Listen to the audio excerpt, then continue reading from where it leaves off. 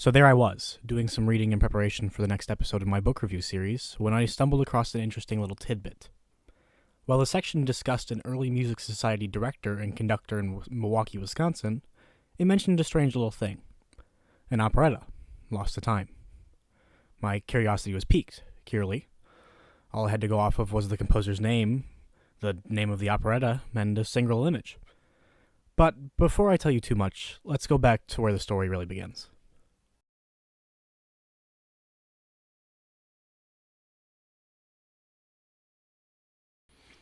Now, when I was a junior in college, also known as last year, a tradition took place, as it has in the academic training of many composers, performers, and educators. That of my barrier jury. It was a simple enough format, rather than evaluating my compositions as they had been for my semester juries. I was assigned 3 short essay questions, which the essays regarding would then be forwarded on to the jury panel, and they would interview me based on those. Now, only one question is really relevant here. Question 3. Discuss 2 contrasting compositions of the 21st century and how they have influenced you. This was a hard question. At the time, I wasn't focusing too much on modern music. The music I listened to from the 21st century wasn't exactly in the Western classical tradition I'm being trained in. But one piece stood out immediately. Thomas Addis's second mazurka from his mazurkas, Opus 27. Now, I enjoy Addis's mazurkas, but their influence on me is less technical and more philosophical. As a composer and a person, I was searching for deeper meaning in my music, and this piece, strangely enough, was the catalyst for me to find it. I'll explain the very concise and easy-to-follow thought process that led me there. Addis, of course, wrote a mazurka, and who wrote more mazurkas than any person alive, I believe, was Frédéric Chopin, with his 58 he wrote during his lifetime, being known as the King of Mazurkas. He wrote these pieces out of a sense of nationalism, love for his home country of Poland. I myself have some Polish heritage, if you can't tell from my last name. Something about this connection was just tantalizing. I needed more. I needed to know more. I wanted to learn about my heritage, to find something I could be as proud of as Chopin was of Poland, and inspired him to write so. So I began a journey to learn more. I didn't limit myself to my ethnic heritage. I decided that my home was an important aspect of myself as well. And thus Wisconsin became the focus of my research, of my work. For well over a year now, I've been looking into the folk traditions and music of the Great Lakes region, and as someone who loves to read, I've been scouring everywhere I could to find books about the topic, especially those regarding Wisconsin and its traditions. And if you're familiar with my channel, you've seen some of the fruits of my labors. Folk songs out of Wisconsin, ballads and songs of the shanty boy. Next on my list to review was the illustrated history of Wisconsin music. I didn't get far. A mere 35 pages in, and it caught me. In the midst of a section discussing Hans Balataka, there was a reference to an operetta he directed and starred in, Mohega, the Flower of the Forest, by a composer of little notoriety, Edward Sobolewski. Sobolewski was many things, a violinist, composer, and conductor in his own right. He studied with Carl Maria von Weber, directed at the Königsberg Theater, and he was, he claimed, a dear friend and protege of Franz Liszt. But ordinarily, realistically, I would care very little about some random composer from the 1800s whose name hadn't left a huge lasting impact on music as it happened. Except the story of this operetta is what drew me in. It caught my interest. It claimed to be based around the story of the final days of Casimir Pulaski, a Revolutionary War hero and one of only 8 people ever to be granted an honorary American citizenship. Why is this important to me? It's quite simple, really. If my entire early life was spent in my hometown of Pulaski, Wisconsin, which has a week-long celebration dedicated to this man and his life. So, stumbling upon a lost operetta, originally performed in Milwaukee, that tells the story of the man whose name my hometown shares, I needed to know more.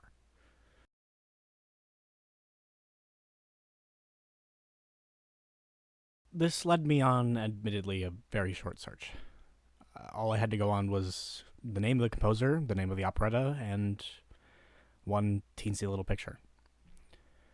The internet didn't reveal much, just that the operetta existed, was a bit of a flop, and no one knew anything about surviving copies. I used all of my very limited internet prowess to search, and I kept finding references, short snippets, descriptions of the composer, some of which didn't even mention this operetta. But then, scouring the book for more clues, I found it. One picture of what was claimed to be a published copy of the operetta. This proved it was published in some shape or form, and at one point was possible to find. The book, The Illustrated History of Wisconsin Music, was published in 1991, a mere 32 years ago, but this picture gave me a direction. Not only was it proof that a copy had lasted long enough to be photographed, but there was a stamp mark on the picture. Art Room, Milwaukee Public Library. I had a lead. And so, to the Milwaukee Public Library's website, I went. Unsurprisingly, no results in the first try. Or the second, or third, or fourth, or fifth. Nothing relevant, anyway. So I did what needed to be done. I filled out the contacting questions form on their website.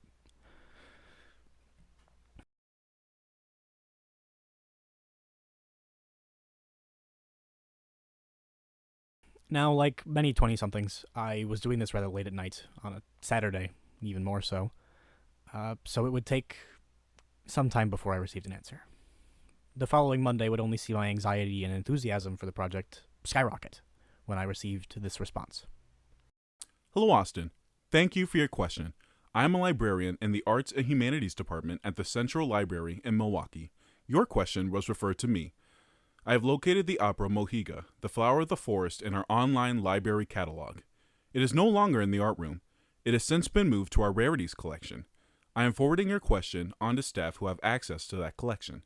Please watch for an email from Library Rare Books Team at milwaukee.gov.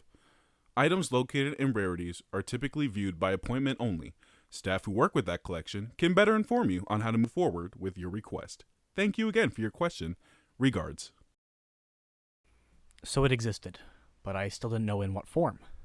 I was hopeful, praying for a full libretto and score, but I would need to wait. Luckily, it wasn't long. Barely a day after the first email, I received an email that made it seem like all my hopes had been answered. Hello, Austin. Greetings from the Rare Books Room of Milwaukee Public Library. We were told you were interested in the item Mohega, the Flower of the Forest. Thankfully, as the item is so brief, we are able to provide photos of each page for your reference. Hopefully this meets your needs. Thank you for your interest. And, in part, they were. In part. What I received from the Milwaukee Public Library was incredible. The full libretto. But there was no score. And based on what I wanted to do, I had two choices. As I had received the full libretto, I could continue with my project to partially revive the opera. I could set the libretto to my own music, after all. It's the story I was concerned about, right? Or I could keep looking. I could continue my search, and I can try to find this in its original form. And looking at the length of the video, you might be able to guess which one I chose.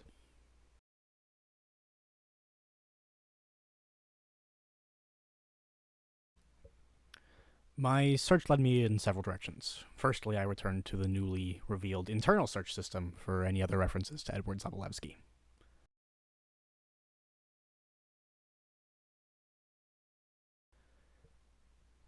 Now, for many, this would be an endpoint. My only lead is gone. What could I do? But I'm someone who understands a thing or two about research. Nah, not really. My mom mentioned someone in a conversation the other day where they work for the Historical Society in my hometown. And that gave me the idea. So, on to my next lead, the Milwaukee County Historical Society. The simple act of using the search bar turned up a single result. A collection of family items that was added to the Historical Society's collection in 1995. And that was a result. One more lead. The Milwaukee County Historical Society charges a fee for remote research, which is what I would technically be doing. They do also charge one for in-person research, but there is quite the difference. So I made the choice. I submitted a request for an in-person appointment to view the documents myself.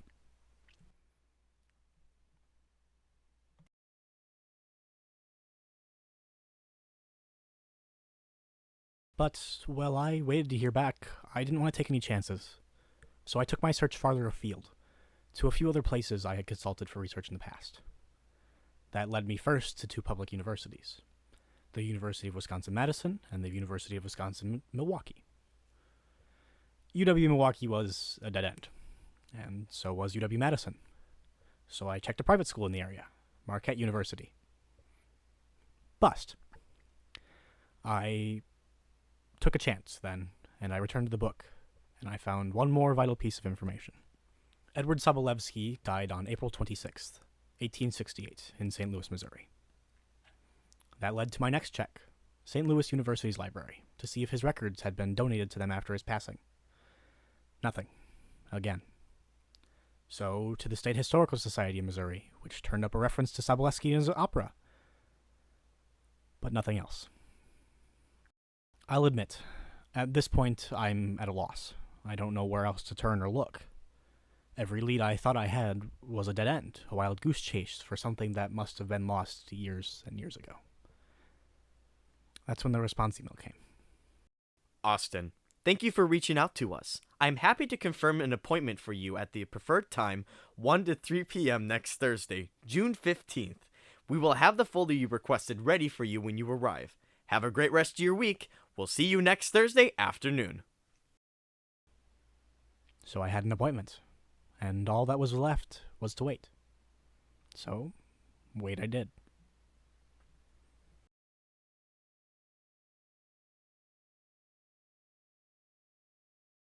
Now, I'm not from a large town.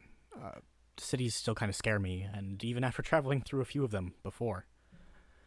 So a trip to Milwaukee was, needless to say, out of my wheelhouse, at the least. I was so worried about getting lost walking around that I forgot to collect any of the footage I had hoped to get for this video. But I did remember to record a little check-in after I got done with the research. So this is just a bit of a quick update. I just got out, or I'm leaving now from the research facility I was at momentarily, and I did not find what I was hoping for. But I found a lead, which is better than I could have asked for. I was pretty terrified going into this that it was going to be just another libretto like I got from the public library system here. And it was another libretto, but I believe it was an original copy that they then sent to the public library system. So, and then I found a bunch of letters and stuff detailing someone else's previous research into the subject, and just a bit that just some helpful knowledge. One letter in particular mentioned exactly what I think I needed. So, time to send more emails. And I'll update more about this when I get back to my actual camera setup, so I'm not recording on my steering wheel. But yeah, progress was made today. And well, I'll let myself finish updating you when I'm somewhere a little cooler and easier to record in.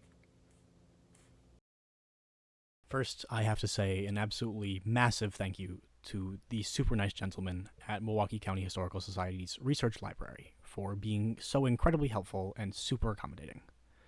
The team there was just super prompt in dealing with my requests, and so nice and helpful, and it just made the whole experience just that much easier on me. Now, like I mentioned in my check-in video, I did not find what I was hoping to find, which was ideally a full score of the operetta. But I found something else, a lead in the form of incomplete research from someone whose footsteps I had unknowingly been following this entire time.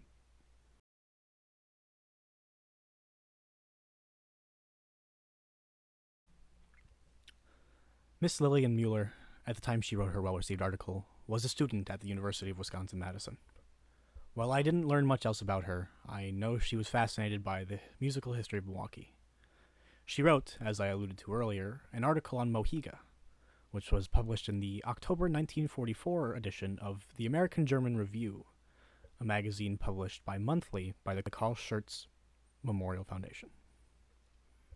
Now, while it seems, based on correspondence that I read during my research visit, that Miss Lillian Mueller passed away at a rather young age and was unable to finish her research, her family donated some of her personal and research papers to the Milwaukee County Historical Society, where I later came upon them. In the file relating to her research, I came across several letters addressed to her regarding her article. The first of these, only a few short weeks after her article was published, was sent by one Anna Huerman Hamilton, a state historian associated with the Missouri Federation of Music Clubs, who wrote to Lillian regarding several items in her article that corresponded and related to her own research regarding Native American music. Following this, in December of the same year, Lillian Mueller received a letter from a man named Ernst C. Krohn, who was a music historian in Missouri and was looking for more information on Sobolewski to augment the research he had done some 20 years earlier in a publication he originally published about him. To augment the research he had done some 20 years earlier in a previous publication of his. The first letter of his is what gave me the leads I needed. He mentions in it that he only had known of one copy of the score that had survived originally, and he regretted, at the time, not having the foresight to get the full score copied out, and having only asked for a copy of the libretto, as it was located in the State Library at Königsberg, East Prussia, which is modern-day Kaliningrad, Russia.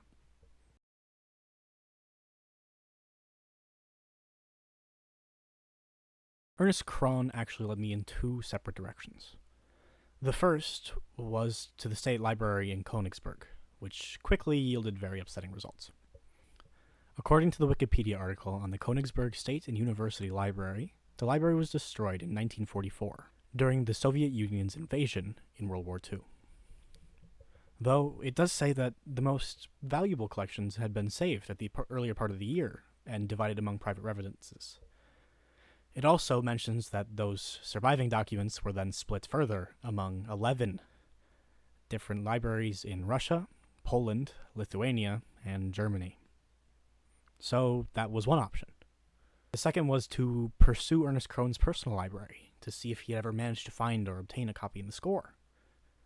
This second option, to be quite honest, seemed like the easier of the two to quickly pursue, so my decision was made for me.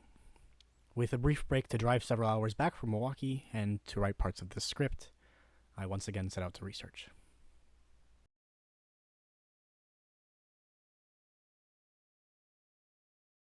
Luckily for me, Ernst Krohn had the foresight to sell his collection of over 10,000 items to Washington University in St. Louis, which became a large section of the Gaylord Music Library Special Collections housed on that campus.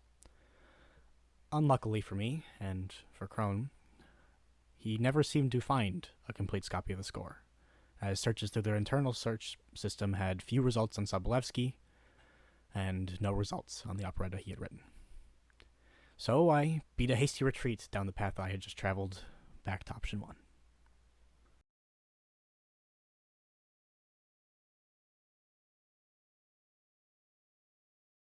So, there was only one way to begin. Go through each library one by one, check their internal search systems, and see if I can find any kind of result. The Prussian Secret State Archives turned up nothing, unfortunately. The Vilnius University Library had far more from Sobolewski's, but I am not certain they were the same one, and no hits for Mohega. The National Library of Lithuania did not have what I was looking for. A similar story with the Nicholas Copernicus Baltic Federal University Library. By the time of the Russian State Library, my hopes were beginning to drop, when it again yielded no results. The State Public Historical Library was a bust, as was the Library for Foreign Literature, both Russian state libraries. The Institute of Scientific Information for Social Sciences of the Russian Academy of Sciences, likewise, was no help. I couldn't even find a website for the library of the Russian Academy of Sciences. And last, but certainly not least, the scientific library of Vorobeza University, which resulted in this screen when I attempted a search. Now, I don't speak Russian or read any languages that use the Cyrillic alphabet, but I think by this point I am beginning to recognize a no results found screen.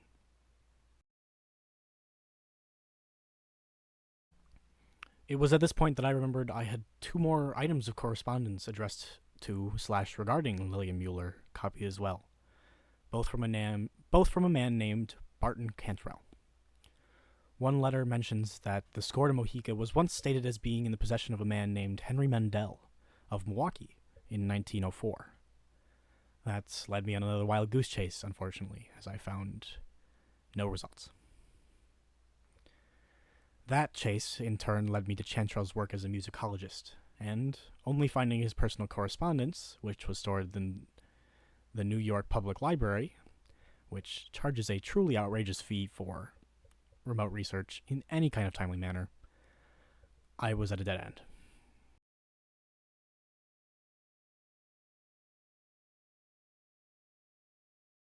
I wish I could tell you that I found an answer, that some esoteric solution came to me in a dream, or that it was all revealed to me when I participated in the forbidden act of going to the second page of Google. But I can't. I ran a few more searches, using every variation of spelling of Sobolewski's name that I found in my research. And all I found was more references. More people mentioning him and Mohega in a passing sentence, never to be elaborated on, never to be mentioned again in those articles or books. So, there it is. The story of Mohega, the Flower of the Forest, composed by Edward Sobolewski, with 2 performances in 1856 by the Milwaukee Musical Society. Survived only by a libretto and a long-lost score, presumed destroyed by World War II, hundreds of miles from its composer's final resting place. Its legacy will live on in simple references in the discussions of opera in the early days of America, in the incomplete research of myself and others, and through the memory of viewers like you.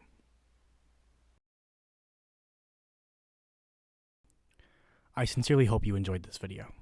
I spent quite some time doing all the research, writing the script, editing, putting this all together, you know. It's definitely a bit different from anything I've done before on this channel, but I had a real blast doing it. I'd like to extend a special thanks to some dear friends of mine, TJ and Marcus, who provided some of the voiceover work you heard in the video. I'll leave a link to their socials in the description in case you will feel like leaving them some love, which I highly encourage. And perhaps someday, in some small fashion, I'll return to this project. Maybe some small lead will pop up down the line, and it'll finally open up that true end goal. Recovering something long lost to time. I've been Austin Kobylarczyk, and that's all. So, thanks. I'll see you next time.